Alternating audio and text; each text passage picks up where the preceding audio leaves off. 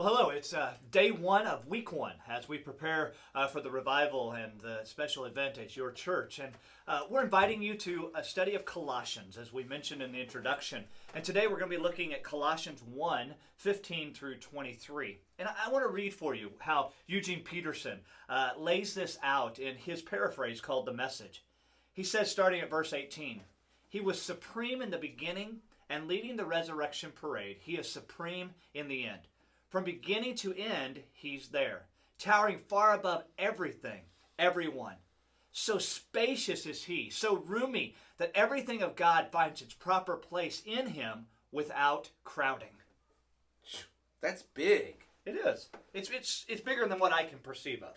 Oh, you read that passage, and that reminds me of my family and I took a trip out to the Grand Canyon. Yep.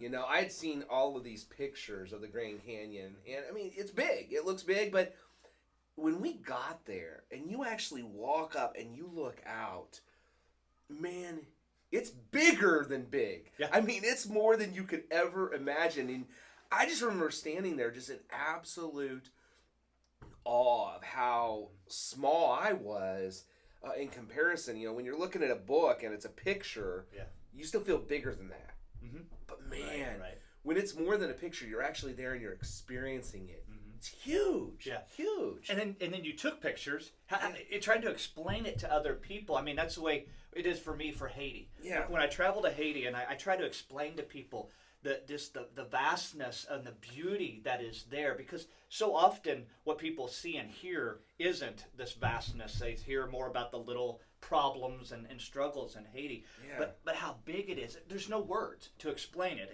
And that's part of the way it is with Jesus, I think, is that it's hard for us to really sum up the bigness and fullness and supremacy that he is. You just got to experience him, right? Well, yeah, it comes down to, as I try to explain it, it comes out of what God has done in my life. Yeah. But then I hear your story, and I hear how God's touched your life, and Jesus just gets bigger and bigger at the way he can deal with our situations. Oh, man. Yeah, because, I remember coming back from the Grand Canyon. You show the pictures. I still have that feeling inside. Mm-hmm. Like I'm standing there on the edge of the Grand Canyon, even though now it's only a picture. Yeah. Because I've experienced it. Mm-hmm. But yeah, there's just, you can't replace that or substitute that for other people. They just got to see it. Right. And then when I think about how big Jesus is, and I think about the beauty of this and how spacious he Mm-hmm. is, the space that he has to allow me and my problems and my difficulties to come in, but also the fact that back in Genesis 1, it says that he was there in the beginning. In the beginning, God created. Yeah. And the Godhead is all there. The God was present. Right. There. Jesus was present there, and the Holy Spirit was present there. He is supreme over all things. Yeah, not only big in space, but big in time. Yes. The infinity. Time. Yeah. Right.